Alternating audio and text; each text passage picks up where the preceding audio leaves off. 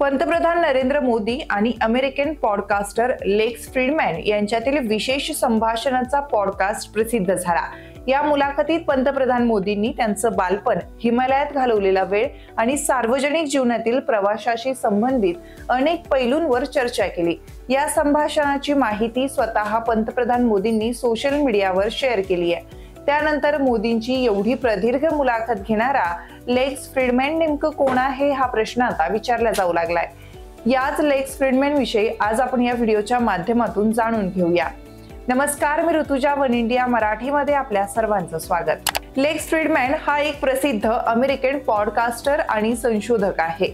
त्याचा जन्म Tajikistan Soviet समाजवादी प्रजासत्ताकातील एका ज्यू कुटुंबात झाला।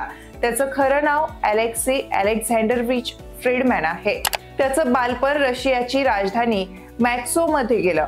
जेव्हा लेक्स 11 वर्षाचा होता तेव्हा त्याचं कुटुंब अमेरिकेतील शिकागो येथे स्थायिक झालं होतं। त्याने तिथेच आपले शालेय शिक्षण पूर्ण केलं। यानंतर त्याने ड्रेक्सेल विद्यापीठातून संगणक शास्त्रात बॅचलर आणि मास्टर डिग्री मिळवली। 2014 मध्ये त्याने इलेक्ट्रिकल आणि संगणक अभियांत्रिकीमध्ये PhD देखील पूर्ण केले।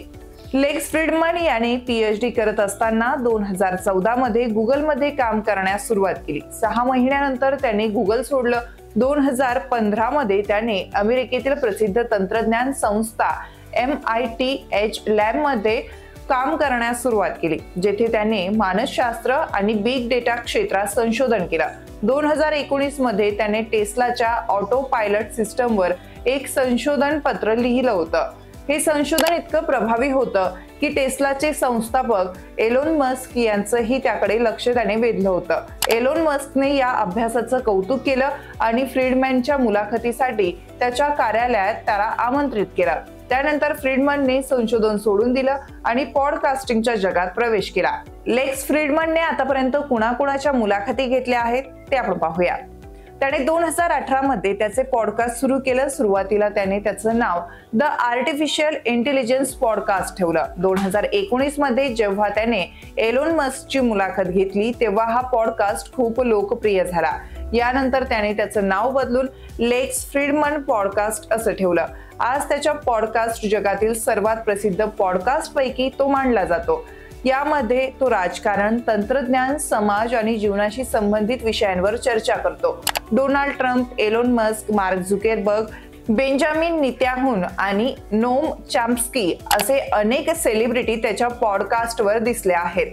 पंतप्रधान नरेंद्र मोदी यांच्यासोबत या खास मुलाखतीच्या सन्मानार्थ लेक्स फ्रीडमॅन याने फक्त पाणी पिऊन 45 तास उपवास केला।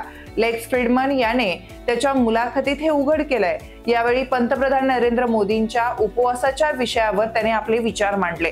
उपवासाचे फायदे, इंद्रियांना होणारे फायदे, मानसिक फायदे याबाबत मोदींनीही फ्रीडमॅन याला सखोल ज्ञान दिलं आहे। मित्रांनो, तुम्हाला ही माहिती कशी वाटली हे आम्हाला कमेंट करून नक्की सांगा आणि अशाच माहितीपर व्हिडिओसाठी वन इंडिया मराठी या YouTube चॅनलला सबस्क्राईब करायला आणि व्हिडिओला लाईक करायला विसरू नका।